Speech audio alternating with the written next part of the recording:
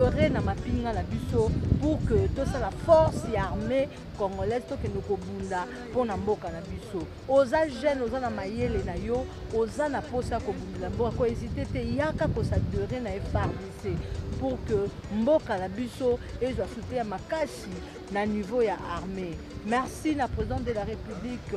monsieur Félix Antoine Tshisekedi notre président o azali ko soutenir bongo mboka azali ko sala que mboka ezala kaka moko eteni moko te ke na banguna pourquoi pas na madame la ministre ya affaires sociales o andimi susu ko sangana bapandisango ya mboka pour que match wana ebeta ba saturer massivement na armée na biso pour que mboka na biso ezwa elonga balobi vigilance soutien à la FARDC République démocratique du Congo longonia bomerte soutien à biso tout ba congolais voilà match de gala moko zali organisé ngai moko José Mboula na ozana pointe na robeta na 11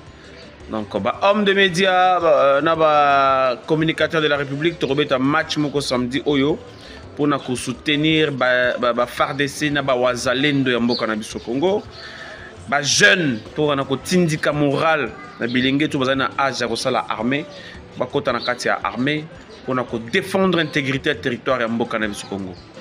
ata 1 cm to tika jamais kende to kozala wana déterminé biso Moïse Mbouyi Kabeya Masolo ya Congo ensemble ba jeune tout na ba homme de médias ya République démocratique du Congo. Nous avons organisé un match de gala caritative où ils allaient entre biso professionnels et médias, les communicateurs de la République, bit na biso ils allaient à dénoncer agression au Rwanda, azabuluka pour continuer au combat na sala na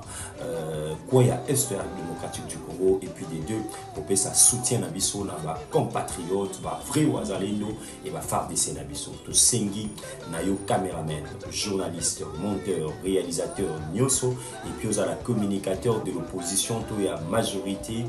tout la patrie ou la mort. Mayo ezali déjà la patrie ou la mort, amis téléspectateurs, venez nombreux pour faire enregistrer pour que tout dénoncer, voir Nabiso, Paul Kagame, Ayoka un peu de partout. À suivre. Nous sommes tous concernés.